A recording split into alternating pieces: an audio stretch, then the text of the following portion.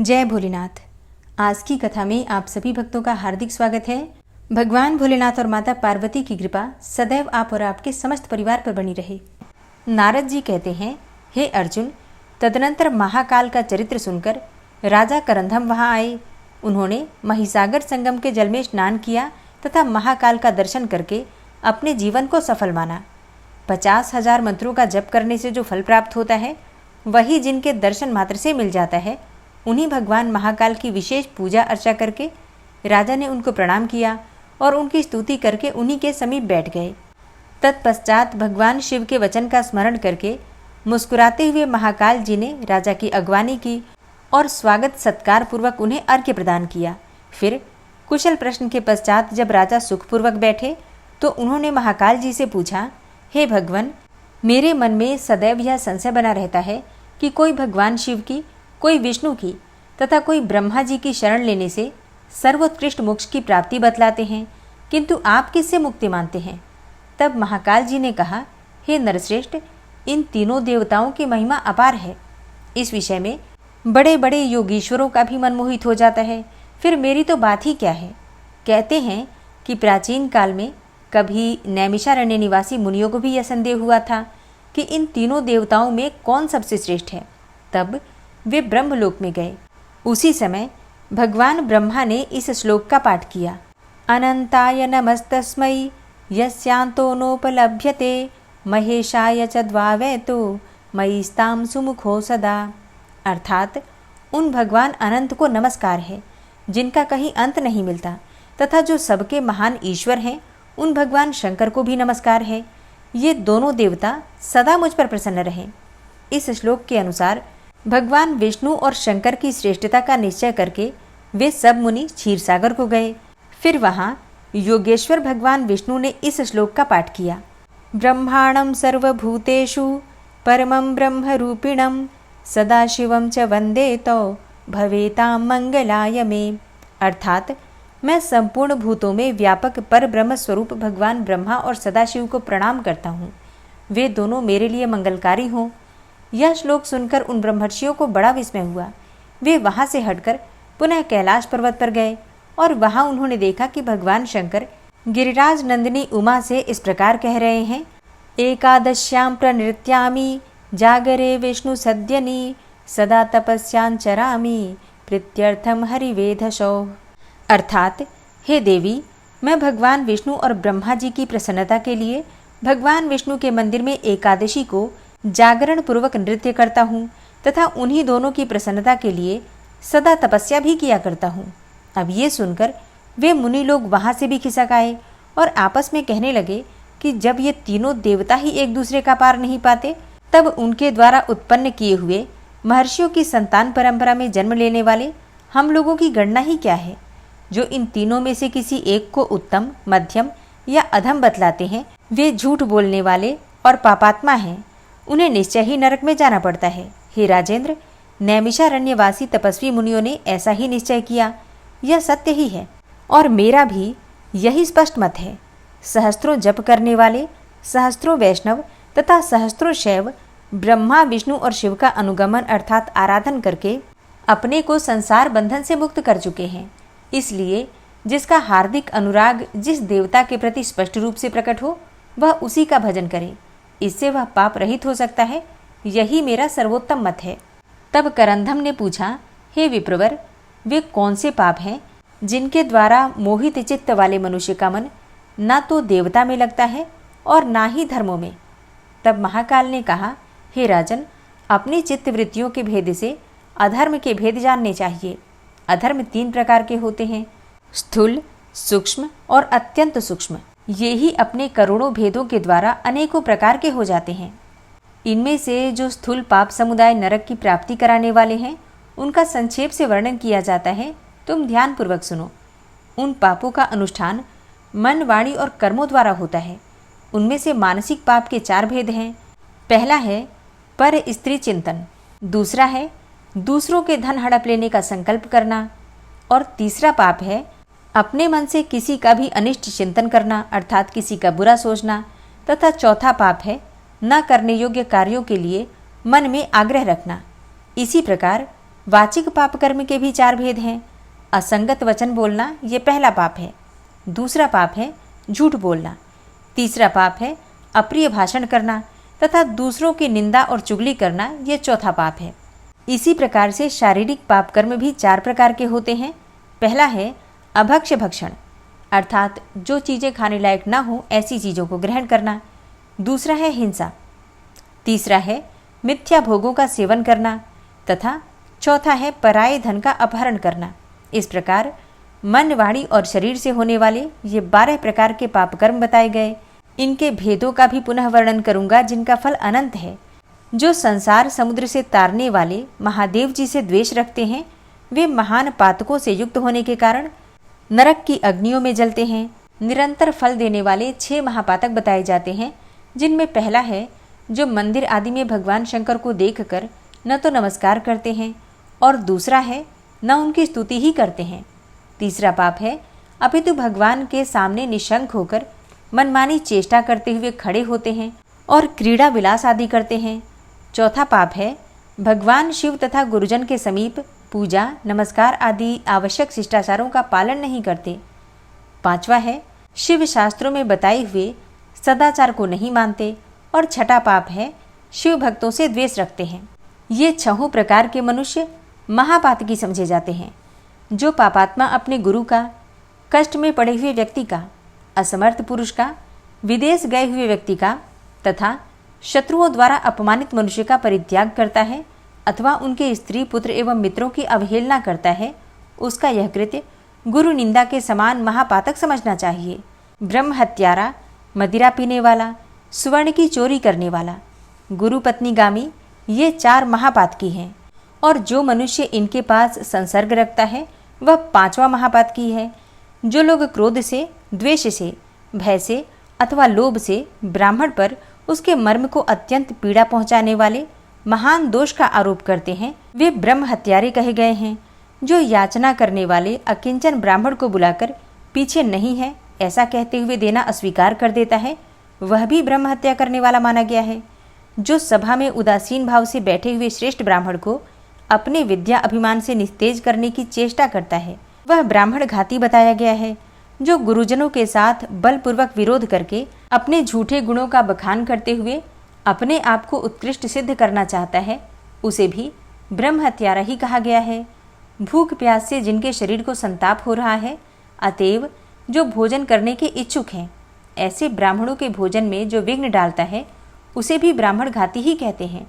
जो सबकी चुगली करता है, सब लोगों के छिद्र ढूंढने में ही लगा रहता है, सबके मन में उद्वेग पैदा करता है तथा जिसमें क्रूरता भरी हुई है, ऐसा मनुष्य भी ब्रह्म हत्यारा ही माना गया है।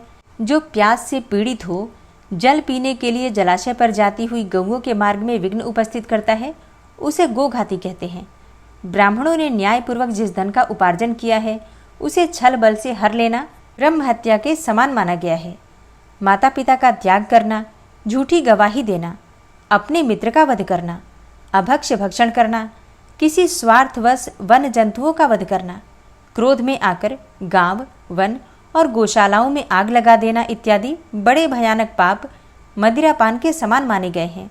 दरिद्र मनुष्यों का सर्वस्व हर लेना, मनुष्य, स्त्री, हाथी और घोड़ों को चुरा लेना, गौ, भूमि, रत्न, सुवर्ण, औषधियों के रस, चंदन, अगरू, कपूर, कस्तूरी तथा रेशमी वस्त्रों का अपहरण करना तथा हाथ में दी हुई धरोहर को हड़प लेना आदि पाप स्वर्ण की चोरी के समान माने गए हैं।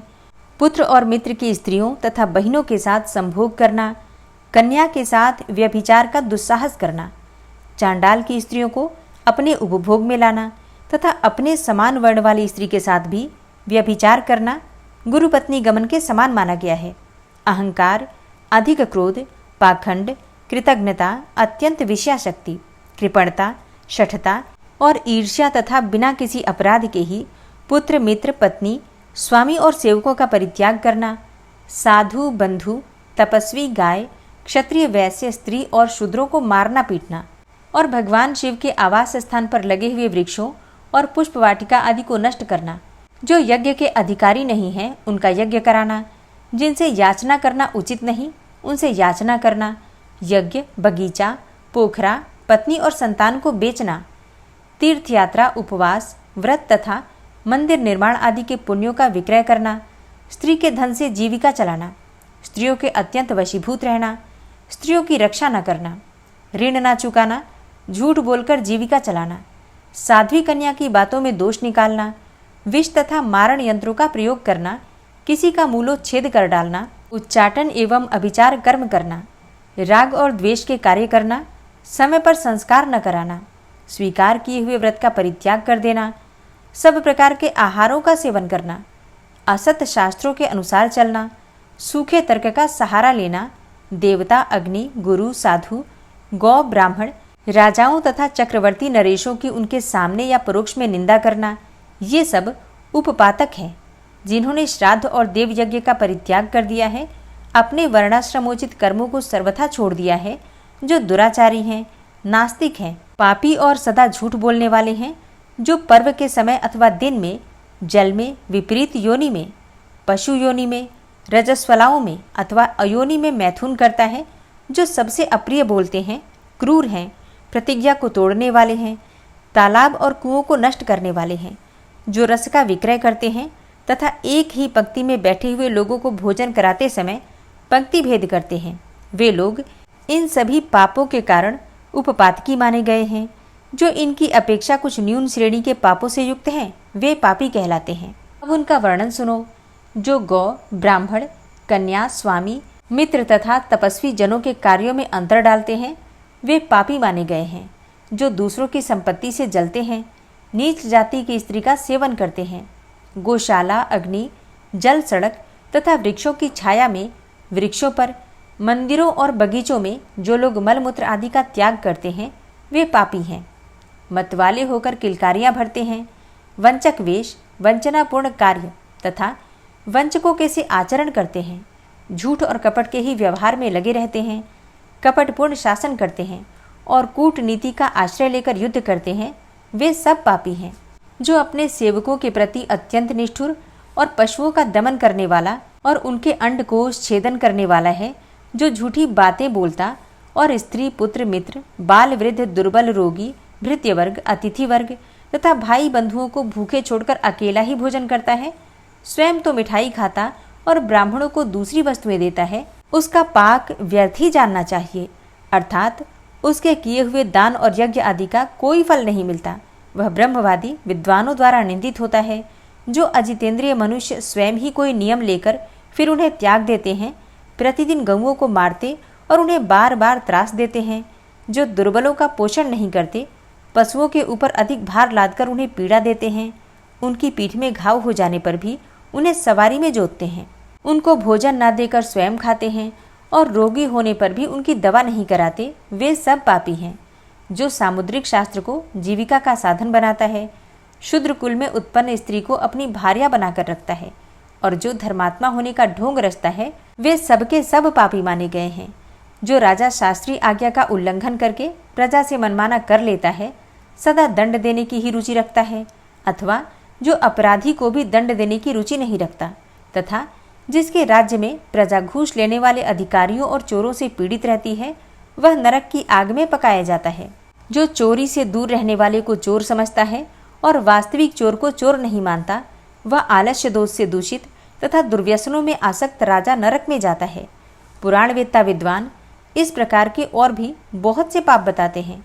दूसरों की कोई भी वस्तु, वह सरसों के बराबर भी छोटी क्यों न हो, अपहरण करने पर मनुष्य पापी एवं नरक में गिरने का अधिकारी हो जाता है, इसमें तनिक भी संदेह नहीं है।